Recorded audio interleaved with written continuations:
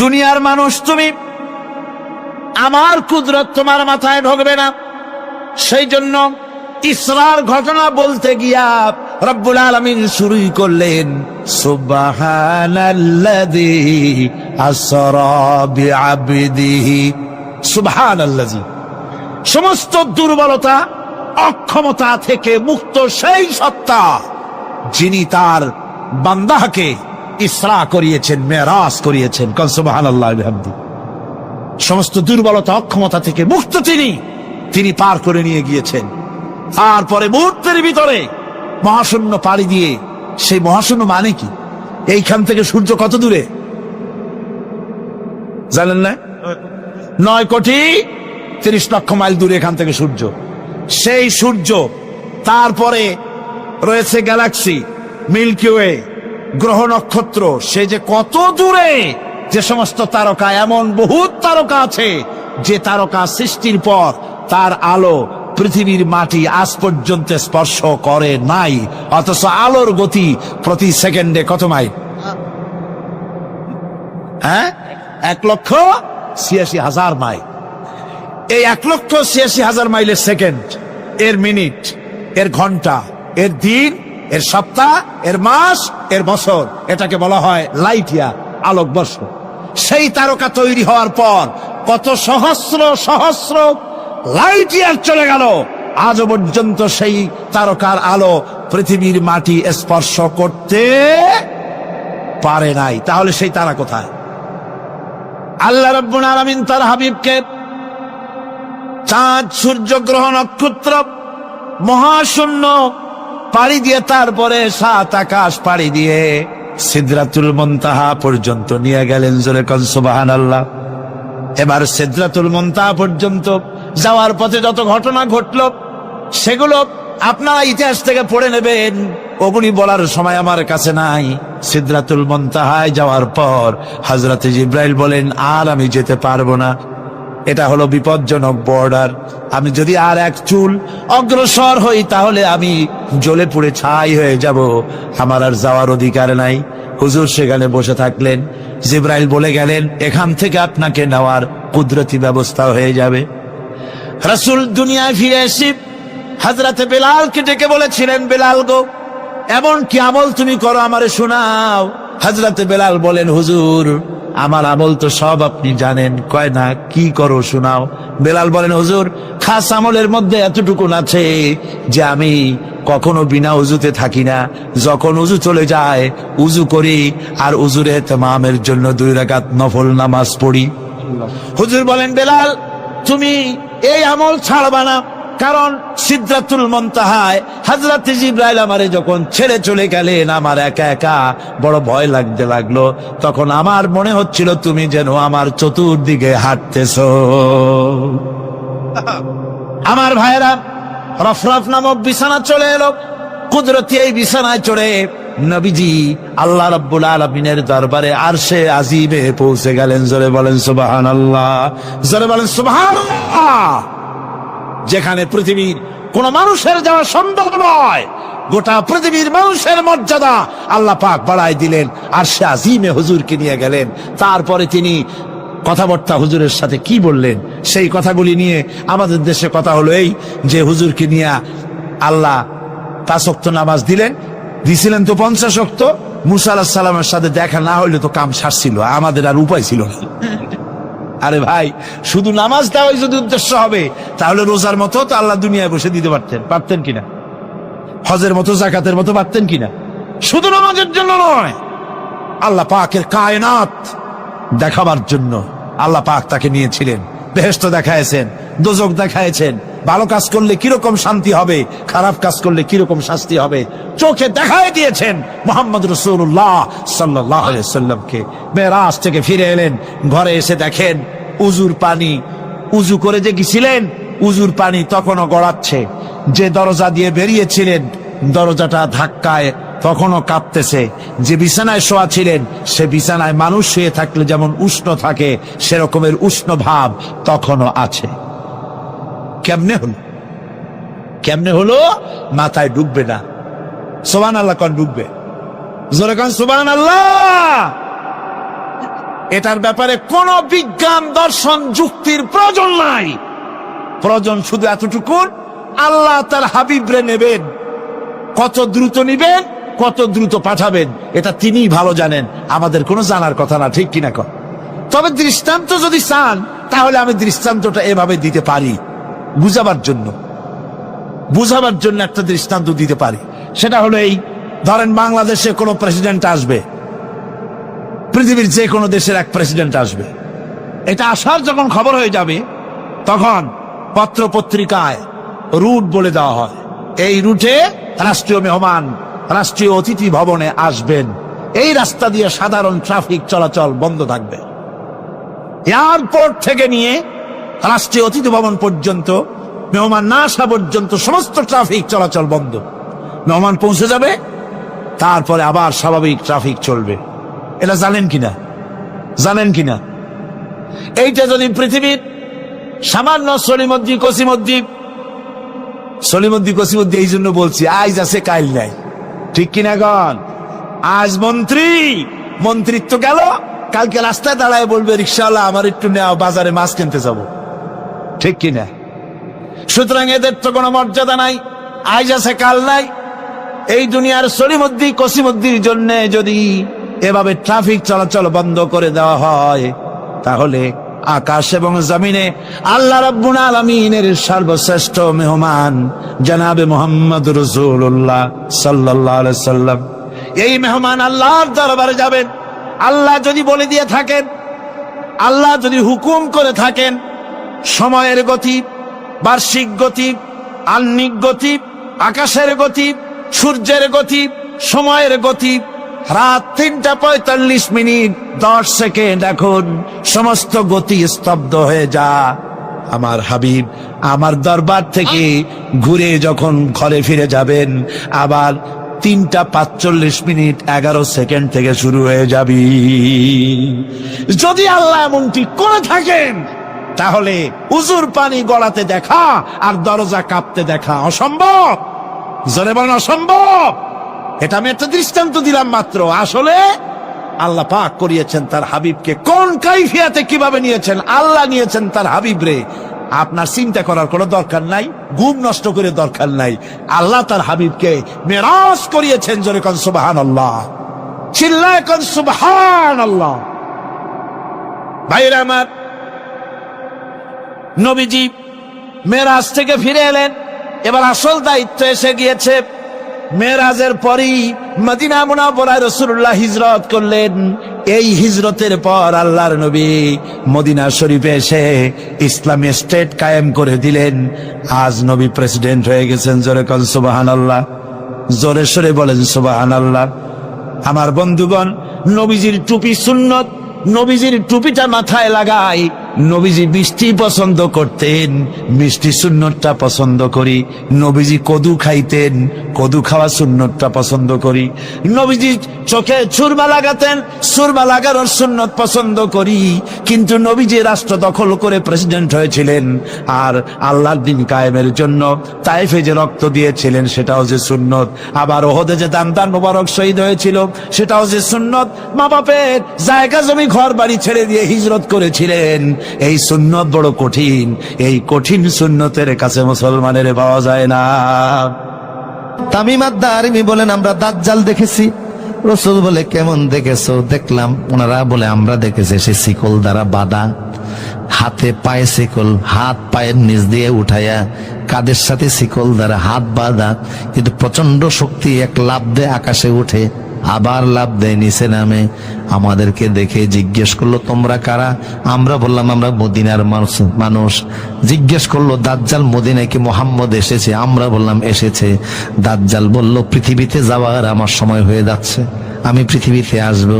তামিম আদ-দারিমি বলেন আমরা 30 জন লোক ছিলাম সাগরের মাঝখানে, এই দ্বীপের মধ্যে দাজ্জালকে পাইয়া তারে আমরা জিজ্ঞেস করলাম তুমি পৃথিবীতে কখন যাবা?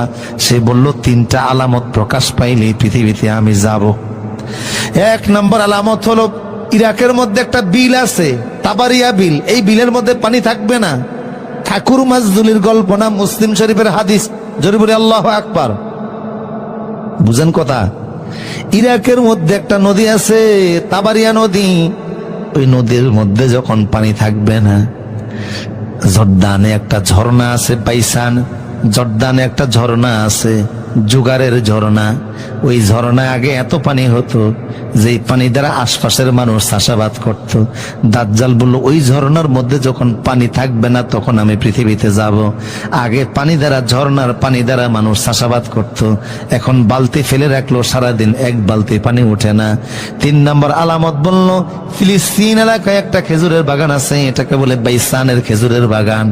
আগে ওই খেজুরের বাগানের খেজুর সারা দুনিয়াতে যাইতো। কথা কন না কা? আমি 2013 সালে যখন তৃতীয়বারের মতো হজে গেলাম, তো সৌদি আরবের NSA এর একজন পুলিশের অফিসার আমাকে দাওয়াত করলেন, বাসায় নিয়ে আমারে খাইতে দিলেন প্রথম খেজুর, বললেন দোয়া কইরো। আমি বললাম, তোমার ছেলে মেয়ে কয়জন? কয় আল্লাহ দিলে 26 জন। আর কি দোয়া করতাম? দোয়ার বাকি আছে নাকি? কতজন? আমার সামনে এমন খেজুর দিল, বললাম এই খেজুর তো সৌদিতে পাওয়া যায় না। এই পুলিশ অফিসার ইব্রাহিম বললেন, আমার এই খেজুরগুলি ফিলিস্তিনি বন্ধু আমার জন্য পাঠাইছে। একটা খেজুর খাইলে মনে হয় পেট ভরে যায়, ক্যালোরি এত বেশি। ওই বাইসানের খেজুরের বাগানে অনেক খেজুর হতো, কিন্তু ইসরায়েল হামলা করে বাগানটা নষ্ট করে ফেলেছে, সেই জন্য এখন আর তেমন খেজুর হয় না। দাজ্জাল বলল, 3টা আলামত শোনো। মুসলিমের বর্ণনা, বাইসানের খেজুরের বাগানে খেজুর থাকবে না, জুগারের ঝর্ণায় পানি থাকবে না, তাবারিয়া বিলের ভিতরে পানি থাকবে না, যখন তখন পৃথিবীতে যাওয়ার আমার সময় হয়ে যাবে। দাজ্জাল কিন্তু কোরআন আসতেছে, আসবে, ইমাম মাহদিও আসতেছে, ঈসা নবী আসতেছে। আল্লাহু আকবার, আল্লাহু আকবার। বিশ্বের মুসলমানদের নেতৃত্ব দিবেন ঈসা নবী, নিজ হাতে দাজ্জাল জবাই করবেন। সুবহানাল্লাহ। ঈসা নবী বিশ্ব শাসন করবেন 40 বছর আল্লাহর কোরআনের আইনে। ওই সময় আমেরিকার ট্রাম্প থাকবে না, ইসরায়েলের নেতানিয়াহু থাকবে না, এই ভারতের মোদি থাকবে না। ঠিক কিনা বলো? ঠিক কিনা? চীন থাকবে না, সারা বিশ্ব হবে এক দেশ, শাসক হবে একজন, সারা পৃথিবীতে শুধু কালেমার আওয়াজ, কোরআনের আওয়াজ, সারা দুনিয়া চলবে আল্লাহর আইনে। আর তখন জমিনে আল্লাহ এত বরকত দিবেন, ওয়ালাউ আন্না আমানু আহলাল কুরা লাফাতাহনা আলাইহিম বারাকাতিম মিনাস সামা। সুসংবাদ শুনে যায়, যদি ওই সময় বেঁচে থাকেন, যদি বেঁচে থাকেন তখন দেখবেন জমিনে এত বরকত হয়েছে, একটা গাভীর দুধ পান করে 1 গ্রামের মানুষও শেষ করতে পারে না। একটা ডালিম ফল খেয়ে 1 এলাকার মানুষ শেষ করতে পারবে না, এত বরকত হবে। 100 মাইল আপনি দৌড়াবেন, 100 মাইল আপনি হাঁটবেন, যে 1 টাকা জাকাত দেব, কেউ জাকাত দিবে না। আপনার কাছ থেকে 1 টাকা ভিক্ষা নেওয়ার মতো থাকবে না। সহায় সম্পদ দ্বারা সবাইরে যিনি সমৃদ্ধ করে দিবেন তিনি কে? তবে দাজ্জাল আসার আগে 3য় বিশ্বযুদ্ধ হবে। রাসূল বলেছেন, ওই বিশ্বযুদ্ধে পৃথিবীর 9 গুণ মানুষের ভিতরে 7 গুণ মানুষ মারা যাবে। তার মানে বর্তমান পৃথিবীতে যদি হয় 900 কোটি মানুষ, ওই যুদ্ধে 700 কোটি মানুষ মারা যাবে। এক যুদ্ধে 700 কোটি মানুষ মারা যাবে, পৃথিবী ক্ষতিগ্রস্ত হবে। এরপরে আল্লাহ জমিনকে সাজাবেন, ঈসা নবী শাসন করবে 40 বছর। ঈসা আলাইহিস সালামের ইন্তেকালের পরেও জমিন কোরআনের আইনে চলবে আরো 20 বছর। টোটাল সারা পৃথিবী কোরআনের আইনে চলবে 60 বছর। আল্লাহু আকবার, আল্লাহু আকবার। 60 বছর পরে হঠাৎ করে আল্লাহ পশ্চিম আকাশ থেকে সূর্য উঠিয়ে দিবেন। যেদিন আল্লাহ পশ্চিম আকাশ থেকে সূর্য উঠিয়ে দিবেন, সেদিন আকাশে সূর্য উঠা 3 দিন থাকবে এক অবস্থায়। 3 দিন থেকে ওই সূর্য পশ্চিম দিকে যেদিন উদিত হবে, সেদিন থেকে গোনায় গোনায় 120 দিন পরে, 120 বছর পরে, 120 বছর পরে আল্লাহ ইসরাফিলকে বলবেন, সিংহায় ফু দিয়া দুনিয়া ধ্বংস করে দাও। পৃথিবী শেষ, সাদের দুনিয়া শেষ হয়ে যাবে। আমার প্রিয় সুধী, তো দাজ্জালের কথা একটু বললাম এই কারণে, রাসূল বলেছে, কেউ যদি সূরা কাফের প্রথম 10 আয়াত মুখস্থ করে, দাজ্জালের ফিতনা থেকে যিনি বাঁচিয়ে দিবেন তিনি কে?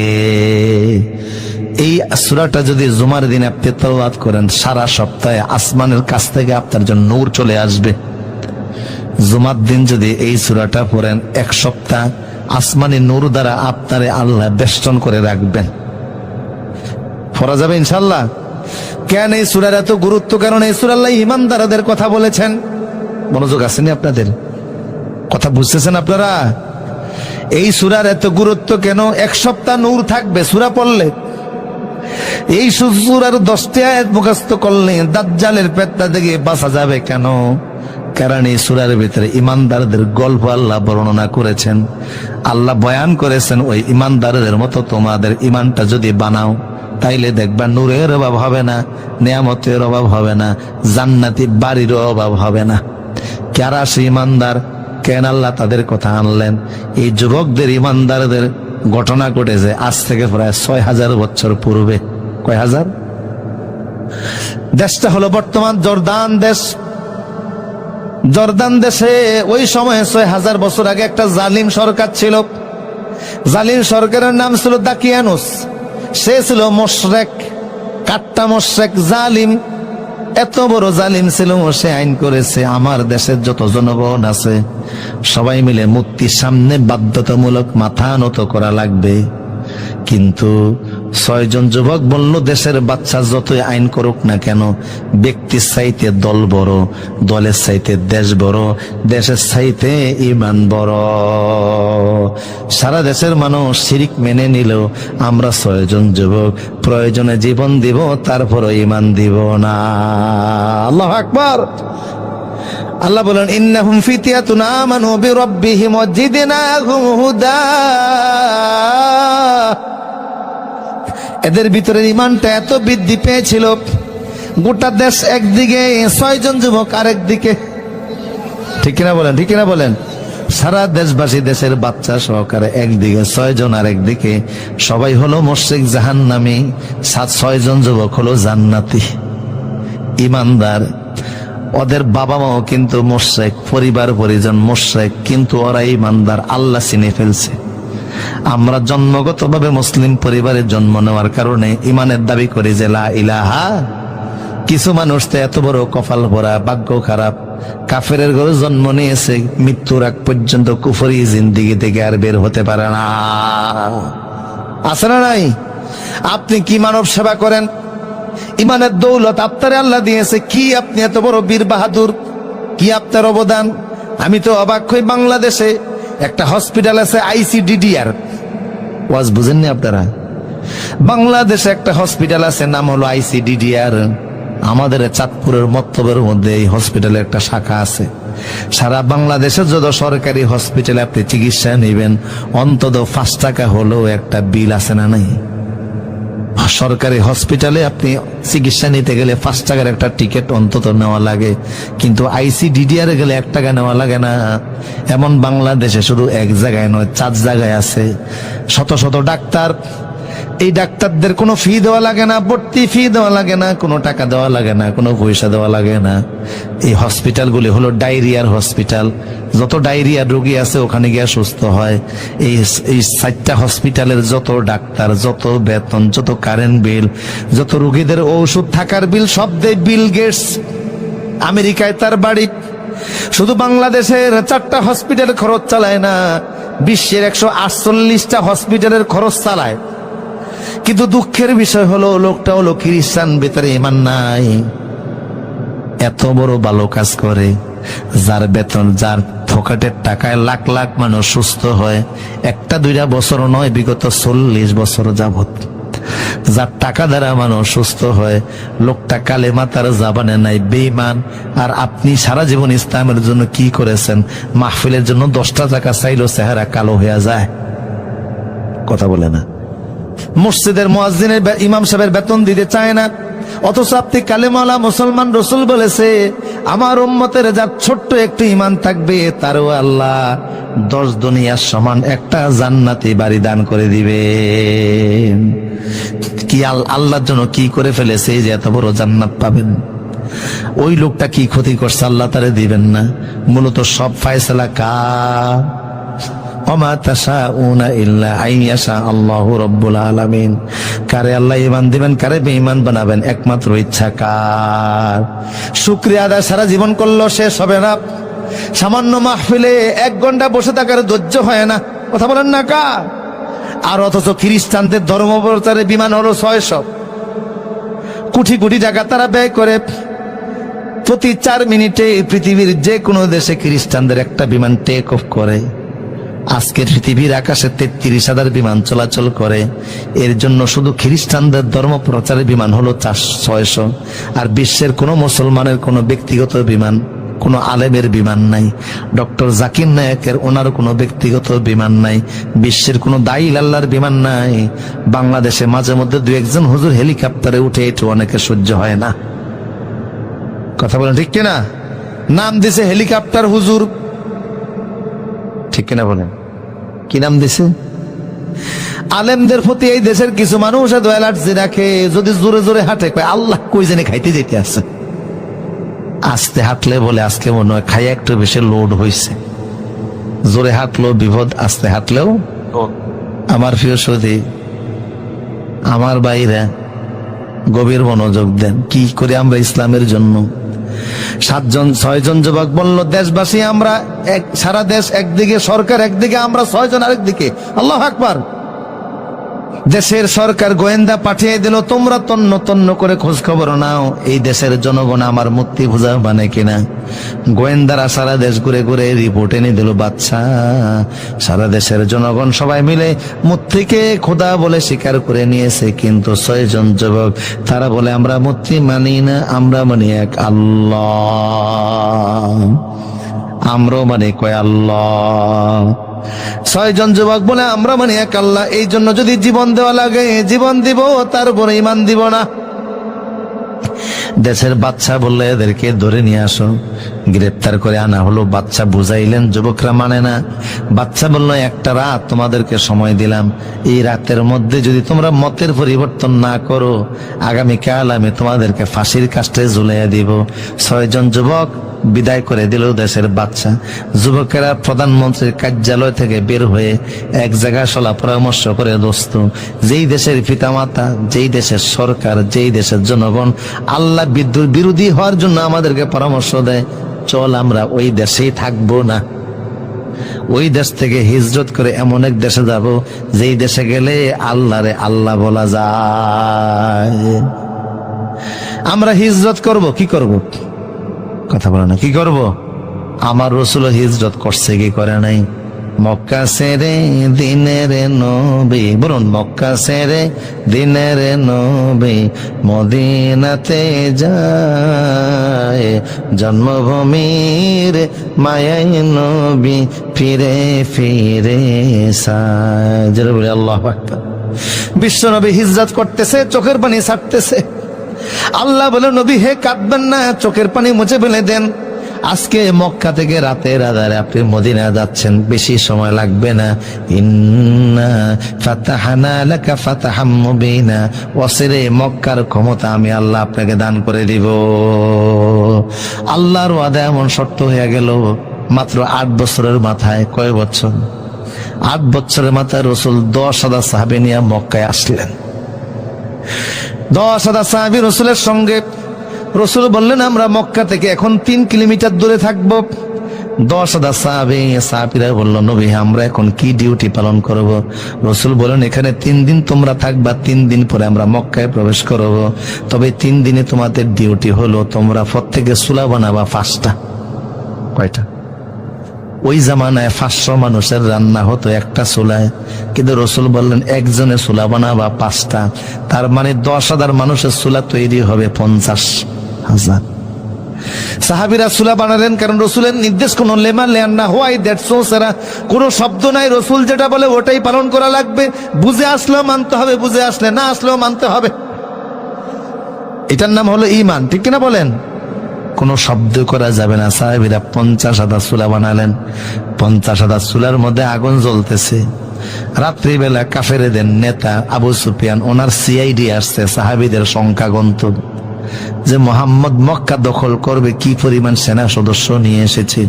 আয়েশা দেখে সেনাবাহিনী গণবে কতক্ষণ, মাগরিবের পর তখন 1000 চুলার মধ্যে আগুন জ্বলে। সুবহানাল্লাহ বলবেন না? সিআইডি প্রধান গিয়ে বলল, আবু সুফিয়ান তাড়াতাড়ি মক্কা ছেড়েন, পালান, চলে যান। কেন, কি দেখেছো? কয়ে সেনাবাহিনী গণব কতক্ষণ, 1000 চুলার মধ্যে আগুন জ্বলে। আবু সুফিয়ান বলল, আমারও মনে হয় না, এত মুসলমান মোহাম্মদ কোথায় পাবে? রাত্রিবেলা একজন পাঠাইছে, তুমি গিয়ে দেখে আসো। রসুল আগে বলছে টয়লেট বানাবা কম, চুলার পরিমাণ হবে বেশি। উনি গিয়া দেখে টয়লেটের সামনে যে সিরিয়াল ঘুমিয়ে যে কি পরিমাণ আছে আল্লাহ ভালো জানে। দাঁত ব্রাশ করতেছে, মেসওয়াক করতেছে হাজার হাজার। এই দৃশ্য দেখে বলল আবু সুফিয়ান, রাতের সংবাদ সত্য, মুসলমান কি পরিমাণ আল্লাহ ভালো জানে। আবু সুফিয়ান বলে, মুসলমানদের আদমশুমারি হয়েছে 3 বার। একবারের আদমশুমারিতে মুসলমান 40 জন, দ্বিতীয় আদমশুমারিতে মুসলমান 400 জন, তৃতীয় আদমশুমারিতে মুসলমান 1500। মোহাম্মদ এত মুসলমান পাবে কোথায়? কয় বিশ্বাস না করলে আপনি নিজে গিয়া দেখেন। আবু সুফিয়ান এমন ভয় পাইছে, এবার মক্কা ছেড়ে পলায়া জেদ্দা চলে গেছে। কোথায় আসছে? মুসলমান যদি ঠিক মতো হুঙ্কার দেয়, কোন কাফের মুশরিক ইসলাম বিদ্রোহী জমিনে টিকবে দূরের কথা, পালাবার গর্ত খুঁজে পাবে না। এই হিন্দুস্তান আমাদেরকে নিয়ে যতই বাড়াবাড়ি উস্কানিমূলক কথা বলো, তিতুমিরের সন্তানেরা বাঁশের কেল্লা নিয়ে নামলে কচ্ছপ খাওয়া জাতির হুশও থাকবে না। জেদ্দায় চলে আসছে। জেদ্দায় আসার পরে বলল, জেদ্দায় পালেয়া কি হবে? যে মোহাম্মদ মদিনা থেকে মক্কায় আসতে 400 কিলোমিটার পথ অতিক্রম করে, ওনার জেদ্দায় আসতে বেশি সময় লাগবে না, কারণ মক্কা থেকে জেদ্দা 120 কিলো। বলল তাহলে কোথায় যাব? কয় ভারতে চল। কিভাবে ভারতে যাব? সাগর পাড়ি দিব। কিভাবে? কয় ওই যে ফালতোলা জাহাজ আছে, ফালতোলা জাহাজের মধ্যে ওইটা জাহাজ যখন চালাইছে ভারতের দিকে আসবে, লোহিত সাগরের কোনাটা পাড়ি দেওয়ার পরে আল্লাহ তুফান শুরু করে দিছে। সাগরের মধ্যে যখন ঝড় ওঠে তখন কারে ডাকে? নাস্তিক হইল তখন কারে ডাকে? আমাদের বাড়ি তো চাঁদপুর, নদী মাতৃক এলাকা। চাঁদপুরের ওই প্রান্তের জেলাটা হলো শরীয়তপুর। শরীয়তপুরের লঞ্চ যাচ্ছে ঢাকার দিকে। লঞ্চ চিনেননি আপনারা? দেখেছেন কখনো? লঞ্চ যাচ্ছে ঢাকার দিকে। 60 নল একটা বিখ্যাত জায়গা আছে, ওখানে প্রচন্ড ঝড় হয়। ওই জায়গায় আসার পরে এখন তুফান শুরু হলো। এখন লঞ্চ এরকম হেলতেছে আর দুলতেছে, মনে হয় যেন পড়ে যাবে। মুসলমানরা বলে আল্লাহ আল্লাহ, হিন্দুরা বলে ভগবান ভগবান। আর যারা টাস খেলতেছিল জ্বালানার পাক দিয়া সব টাস ফেলে দিছে। কিছুক্ষণ পরে কিছু হিন্দু ভাইরা দেখে লঞ্চের সামনে একজন হুজুর দাঁড়িয়ে আছে। বলল, হুজুর দাঁড়িয়ে আছেন কেন? একটু আজান দেন। হুজুর বলল, আজান দিলে কি হবে? আজান দিলে শুনছি তুফান থেমে যায়। হুজুর বলল, তোমরা না ভগবানরে ডাকতেছিলে, ভগবান ডাকো। কয় না হুজুর, যেই তুফান শুরু হয়েছে ভগবান থামাইতে পারবে না। কয় আমি আজান দিলে তোমরা কি করবা? কয় আমরাও আল্লাহ আল্লাহ বলবো। আল্লাহু আকবার, আল্লাহু আকবার। কারণ যখন মানুষ বিপদে পড়ে নকল খোদার কথা মনে থাকে না, নাস্তিক হলেও তখন কিন্তু আল্লাহরে ডাকে। আল্লাহরে কেন ডাকে? এটার জবাব দিয়েছেন বিজ্ঞানী আব্দুস সালাম, বাড়ি হলো তার মিশরে। মনোযোগ আসেনি আপনাদের? কথা বোঝা যাচ্ছে? নাস্তিক বিপদের সময় কারে ডাকে? কেন আল্লাহরে ডাকে? আব্দুস সালাম জবাব দিয়েছেন, উনি বললেন পৃথিবীর প্রথম বিজ্ঞানী আমি। তিনি নোবেলও পেয়েছেন, যিনি মানুষের ওপেন হার্ট সার্জারি শুরু করেছিলেন। আজকে একজন রোগীর ওপেন হার্ট সার্জারি তিনি করবেন, বুকটা ফেরে ফেলেছেন।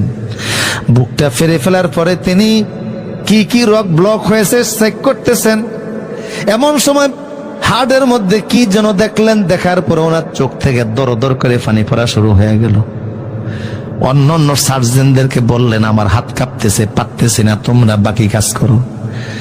ডাক্তারদেরকে বুঝিয়ে তিনি চলে গেলেন। সেজদায় পরে কাঁদতেছেন।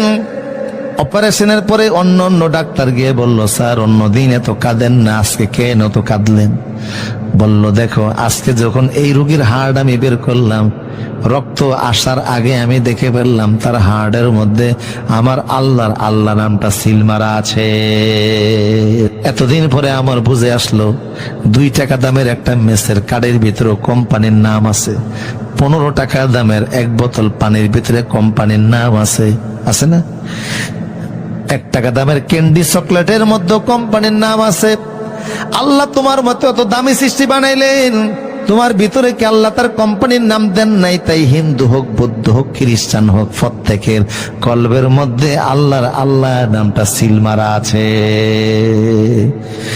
পরিবারের কারণে সে নাস্তিক হয়, সমাজের কারণে মুরতাদ হয়, কাফের হয়, মুশরিক হয়, কিন্তু বিপদে পড়লে তখন নকল খোদার কথা মনে থাকে না, তখন সবাই ডাকে কারে? আবু সুফিয়ান বলল, হেই নেতারা, যে তুফান শুরু হয়েছে আল্লাহর কাছে দোয়া করা ছাড়া সাগরের তুফান থামবে না। বলল, তাহলে কি করবো?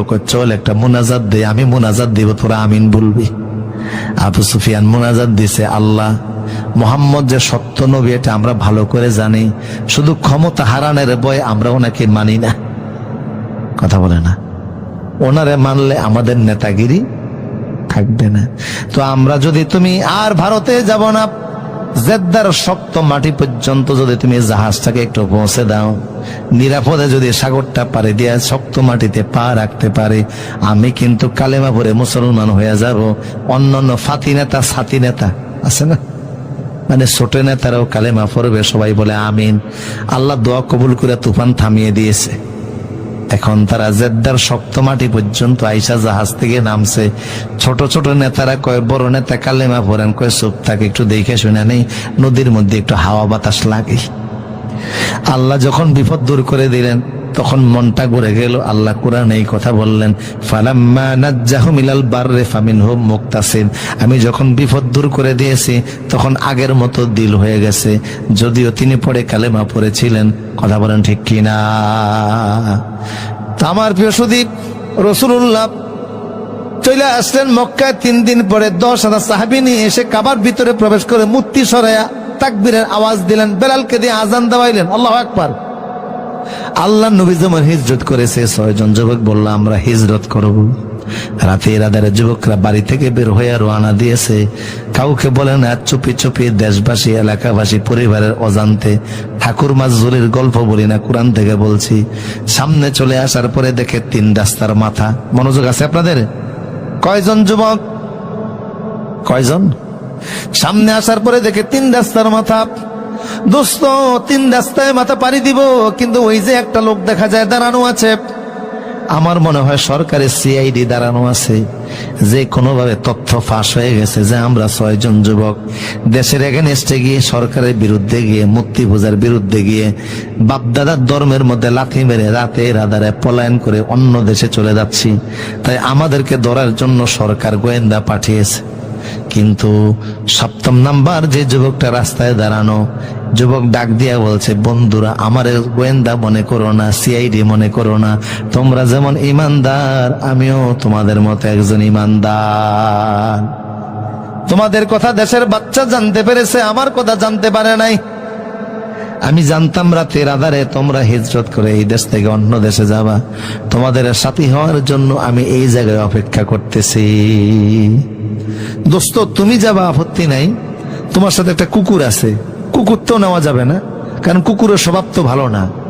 সে অন্য কুকুর দেখলে আওয়াজ করবে, বাড়িঘর থেকে মানুষ বের হয়ে আমাদেরকে গ্রেপ্তার করে সরকারের হাতে তুলে দিবে। কথা বুঝেন কিনা? বললো, আমার কুকুর আমার কথা শুনে। পৃথিবীর মধ্যে যত প্রাণী আছে সবচেয়ে বেশি মানুষের মানে কুকুর। কথা বলেন ঠিক কিনা? মানুষের ভক্ত হয় বেশি কুকুর। আমেরিকাতে 4000 অন্ধ কালেমা পড়ে মুসলমান হয়ে গেছে কোরআনের এই সূরাটার তাফসীর শুনে। সুবহানাল্লাহ বলবেন। এই অন্ধরা কুকুর সাথে নিয়ে চলতো, কারণ তারা 2 চোখে দেখে না। কুকুর ওদেরকে বাজারে নিয়ে যাইতো, ওরা কুকুরের বাজারে পাঠাইলে লিস্ট পাঠিয়ে দিত, কুকুর বাজার থেকে লিস্ট অনুযায়ী বাজার আইনা দিত। কথা বুঝেন কিনা? এখনকার র্যাবের সাথে কুকুর আছে না নাই? কথা বলেন, আছে না নাই? ওর গ্রাণ শক্তি এত মারাত্মক, চোখের মধ্যে আল্লাহ এর তো ফাওয়াত দিছে, 18 কিলোমিটার দূর পর্যন্ত দেখতে পায়। ওর গ্রাণ শক্তি এত বেশি, মাটির নিচে বোমা থাকলেও তার রাডারে ধরা পড়ে যায়। এমনি এমনি আল্লাহ কুকুরের কথা কোরআনে সূরা কাফে তুলে ধরেন নাই। 4000 অন্ধ কালেমা পড়ে একসাথে মুসলমান হয়েছে। কেন হয়েছে সেই কথা পরে বলছি। আমার প্রিয় সুদীপ, লোকটি বলল, কুকুর আমার কথা শুনে এই সোনামানিক বাড়িতে যাক, অন্যদিন ইশারা করলে কথা শুনে আজকে বাড়ির দিকে মুখ ফিরায় না। যুবকের মেজাজ খারাপ হয়ে গেল, সময় নষ্ট হচ্ছে। বারবার বাড়ির দিকে ইশারা করে যায় না। যুবকরা হাঁটলে কুকুর হাঁটে, যুবকরা থেমে গেলে কুকুর থেমে যায়। মেজাজ খারাপ হয়ে গেল, জঙ্গল গিয়ে একটা বাঁশের কঞ্চি কেটে এনে কুকুরের মাথার উপর আঘাতের পরে আঘাত করে। কুকুর আঘাতগুলি সহ্য করে বাড়ির দিকে মুখ ফিরায় না। এক পর্যায়ে কুকুর আল্লাহর দিকে, আসমানের দিকে তাকে একটা আওয়াজ দিছে, আল্লাহ, ও আল্লাহ, তোমার বন্ধুরা আমার দুশ্মন মনে করে, অথচ আমি এদের উপকার করব, ক্ষতি করব না। ওরা মনে করেছে আমি ওদেরকে চিনি না। আমরা তোমার মাখলুক, তোমার যেমন চিনি তোমার বন্ধুদেরকেও চিনি। জবানটা খুলে দাও, একটু কথা বলি। আল্লাহ কুকুরের জবান খুলে দিলেন। আল্লাহ আকবার, আল্লাহু আকবার। আল্লাহ পারে কি না? কুকুরের জবান খুলে গেল। কুকুর বলছে, দোস্তরা আমারে শত্রু মনে করো না, ডিস্টার্ব দিব না, পারলে উপকার করব, না পারলে আমার দ্বারা কোনো ক্ষতি হবে না। কুকুরের কথা শুনে সাথে নিয়ে গেলেন। আগে ছিল যুবক 6 জন, এখন একজন। কথা কন না, কয়জন? 7 জন হলো। হাঁটতেছে, হঠাৎ করে দেখে পূর্ব দিক থেকে সূর্য উঠতেছে। পূর্ব দিক থেকে সূর্য উঠতেছে। একে অপরকে বলল, দোস্ত সূর্য উঠে গেলে তো সর্বনাশ। জনগণ যখন বাড়িঘর থেকে কাজ কামের জন্য বের হবে, তখন দেখবে আমরা দেশের জাতীয় আসামি, ঠিক কিনা? কারণ সবাই দেশের আইন মানে, আমরা 7 জন মানি না। আমাদেরকে ধরে সরকারের হাতে দিয়ে দেবে। সরকার পাইলে হয় আমাদের ফাঁসি দিবে, না হয় ধর্ম ত্যাগ করাবে। এখন কি করানো উচিত? 7ম নাম্বার যুবকটা বলল, টেনশন নাই, এখানে একটা পাহাড় আছে, ওই পাহাড়ের মধ্যে চলো আমরা চলে যাই। এখন তো সকালবেলা, সকাল 4টা বাজে, এখন থেকে সন্ধ্যা 6টা পর্যন্ত আমরা এখানেই থাকবো। এখান থেকে সন্ধ্যা 6টার পরে আবার আজকে রাতের মতো বের হইয়া হিজরত করে এই দেশ ছেড়ে অন্য দেশে চলে যাব। পরামর্শটাকে ভালো মনে করে 7 জন যুবক গিয়ে গুহার ভিতরে প্রবেশ করেছে। এই এতক্ষণ পরে আল্লাহ নিজে ওয়াজ শুরু করছে। আল্লাহু আকবার বলেন। আল্লাহ ওয়াজ শুরু করছে, রাসূল শুনছে, তাই আজকে আমরাও শুনতেছি। إذ أوى الفتية إلى الكهف فقالوا ربنا آتنا من لدنك رحمة وهيئ لنا من أمرنا رشدا। জোরে জোরে বলি আল্লাহু আকবার। 7 জন যুবক গুহায় প্রবেশ করে আশ্রয় নিল গুহার ভিতরে। একে অপরকে বলছে, দোস্ত সারা রাত আমরা হেঁটেছি, দুশ্মনের ভয়ে, ইমান হারানোর ভয়ে, ইমান রক্ষার জন্য হিজরতের নিয়ত করে বাড়িঘর ছেড়েছি। সকাল হয়ে গেলে দেশের জনগণ দেখে ফেলবে, সেই ভয়েতে গুহার ভিতরে প্রবেশ করেছি। সন্ধ্যা 6টা পর্যন্ত গুহার ভিতরে আমরা থাকব, কিন্তু এখন সারা রাত হেঁটে হেঁটেছি, ক্লান্ত শরীর, তাই বইসা দেখে লাভ কি, চল আমরা ঘুমিয়ে যাই। কেউ কেউ বলল, আমরা যে ঘুমাবো আন্দাজে ঘুমাবো না, কার কাছে বলে ঘুমাবো? জোর বলেন, কার কাছে? আমরা ঘুমাইলে কার নামে ঘুমাই? আল্লাহুম্মা বিইসমিকা ওয়া আমুতু ওয়া আহইয়া। 7 জন যুবক বলছে, আল্লাহ আমরা একটু ঘুমাচ্ছি, ওয়া হাইয়ি ইলানা মিন আমরিনা রাশাদা, আমাদের বিষয়টা একটু দেখো। আল্লাহ বলল, বিশ্ববাসী শোনো, ইমানদার 7 জন যুবক আমাকে বইলা ঘুমাইছে, আমি আল্লাহ এমন ঘুম দিলাম তাদের চোখে, একদিনের সন্ধ্যা 6টা পর্যন্ত ঘুম দিলাম না। আমি আল্লাহ এক ঘুমে তাদেরকে 309 বছর রেখে দিলাম। আরো জোর বলুন আল্লাহু আকবার। আপনাদের ঘুম আসতেছে মনে হয় না? শোনা যাচ্ছে তো আওয়াজ ইনশাল্লাহ ফজর পর্যন্ত? হ্যাঁ, মাশাআল্লাহ, সাহস তো কম না। আমার প্রিয় সুধী, না, নির্ধারিত সময় আমি শেষ করে দিব বলে ইনশা। তোর মজা লাগে এই জন্য চট্টগ্রামের এক লোক দেখা গেল ভাতও খায়, মরিচও খায়। মরিচ তো সাংঘাতিক মরিচ, টাঙ্গাইলের মরিচ, ঝাল এত বেশি। মরিচ খাচ্ছে আর রীতিমতো কাঁদতেছে। ফাঁসের লোক গিয়ে বললো, কান্নাকাটি করে মরিচ খাওয়ার কি দরকার? কয় ভাই বাধা দিয়েন না, খাইতেও মজা, কানতেও মজা। তো ওয়াজ শোনার মধ্যে একটা মজা আছে না নাই? কারণ এটা তো আল্লাহর কোরআন, গাজী গালুর ফুতি না, ঠাকুর মাজুরির গল্প না, ঠিক কিনা? আল্লাহ বললেন এক ঘুমে কত বছর? জোরে বলুন। 309 বছর তারা ঘুমালো। ফাদরাবনা আলা আযানিহিম ফিল কাহফি সিনিনা আদাদা। একটা দুইটা বছর নয়, 309 বছর ঘুমাইছে। আল্লাহ বলেন, নবী হে, এরা যে ঘুমাইছিল লম্বা একটা সময়, 100 বছর নয়, 200 বছর নয়, 309 বছর। এই যে লম্বা সময় ঘুমাইছে, আমি আল্লাহ এদেরকে দেখলাম, ওরা যখন ঘুমিয়েছে, এরা তো ইমানদার, ইমানদারদের প্রতি আমার কত মায়া দেখুন। ওয়া তারাশ শামসা ইযা তালাআত তাযাউরান কাহফিহিম যাতাল ইয়ামিন। সূর্য যখন উদিত হয়, আমি আল্লাহ দেখলাম আমার ইমানদারদের গায়ের ভিতরে সূর্যের তাপ লাগে। সূর্যকে বলে দিলাম, সূর্যরে, তোমার চলার জন্য একটা নির্দিষ্ট কক্ষপথ আছে, আছে না নাই? সূর্য, তুমি তোমার রাস্তায় চলো, কক্ষপথে চলো, এটা ঠিক, কিন্তু আমার ইমানদাররা ঘুমিয়ে আছে, তাদের চেহারার মধ্যে তুমি যখন উদিত হও, সকালবেলা যখন উদিত হও, তোমার আলো আমার ইমানদারদের গায়ে লাগে, এটা আমি আল্লাহ সহ্য হয় না। কারণ তুমিও আমার, সূর্য, বান্দাগুলিও আমার, তবে তুমি সূর্যের চাইতে আমার বান্দাদের দাম আমার কাছে 1000 গুণে বেশি। তুমি সূর্যকে বানিয়েছে আমার বান্দার খেদমতের জন্য। আল্লাহু আকবার। কাজেই তোমার তাপের মাধ্যমে আমার ইমানদাররা কষ্ট পাবে, এটা হতে পারে না। উদিত হওয়ার সময় তুমি ডান দিকে পাশ কেটে যাবা, আমার ইমানদারদের গায়ে তাপ দিবে না। বানিয়ে বলতেছে না কোরআনের আয়াত। আপনারা সবাই জানেন, সায়েন্সের ছাত্র যারা, সূর্যের একটা নির্দিষ্ট কক্ষপথ আছে, আছে না? অকুল্লুম ফি ফালাকি ইয়াসবাহুন। প্রবল গানী হইবে যাহারা, আপন মনেতে বুঝিবে তাহারা। রাত্রি পারানা আগে যাইবার, দিনের স্থান করি অধিকার। চন্দ্র বারানা বাদিতে সূর্যতে, সূর্য বারানা চন্দ্রকে ধরিতে। যার যা স্থান বহাল রাখিয়া ভ্রমণ করতেছে আল্লাহরে ডরিয়া। সূর্য তার রাস্তায় চলে, কিন্তু ইমানদারদের জন্য তার গতিপথ যিনি পরিবর্তন করে দিলেন তিনি কে? ওয়াইজা গারাবাত তাকরিদুহুম জাতাশ শিমাল।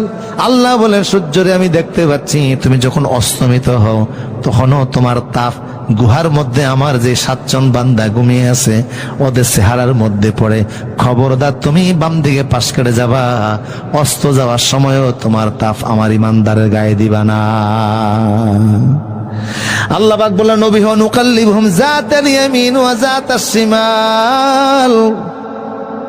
এরা যে ঘুমাইছিল, আমি আল্লাহ দেখলাম, ঘুমের মধ্যে এক কাতে ঘুমিয়ে থাকলে কষ্ট আছে না নাই?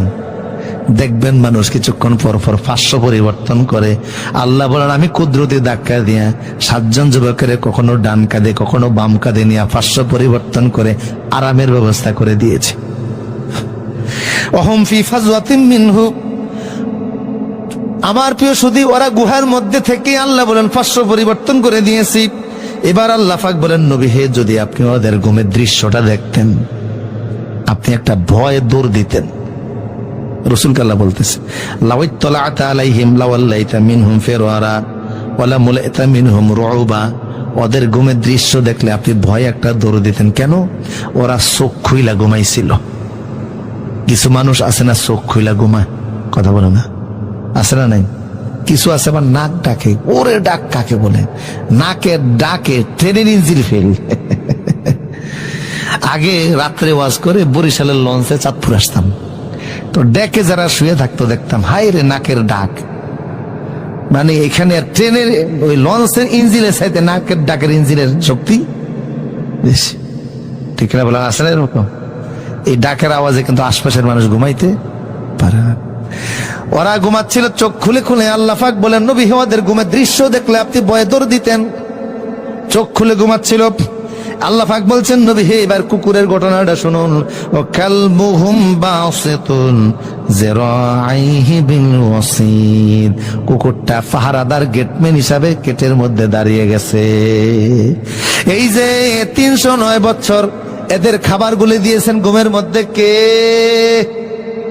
রিজিক নসিবে থাকলে ঘুমের মধ্যেও রিজিক খাওয়া যায়, আর রিজিক নসিবে না থাকলে রান্না করার পরেও মুখে দেওয়া যায় না।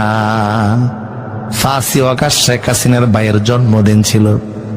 খাবার রান্না করেছে মুরগি পোলাও, রান্না করেছে রূপালী ইলিশ, বড় মজাদার রান্না, কার্যালয়ের রান্না। কিন্তু বেলা 11টায় সেনাপ্রধান গিয়ে বলল, খাবার খাওয়া দূরের কথা, হাতও দেওয়া যাবে না। কেন? আর মাত্র 45 মিনিট। কথা কন না। কিছুক্ষণ পরে ছেলেরা গিয়ে ভিতরে প্রবেশ করে খাবারগুলি খাচ্ছে। শুধু খায় না, জিলের মাছগুলিও দইরা নিয়ে আসছে। বলে আফা আপনি কোথায় আছেন? আমরা খাচ্ছি, আরাম পাচ্ছি। রান্না করলো কে আর খায় কে? রিস্কের মালিক কে? 7 জন যুবক গুহার ভিতরে ঘুমাইছে। 309 বছর আল্লাহ ওদেরকে ঘুমের মধ্যে খাওয়াইছে।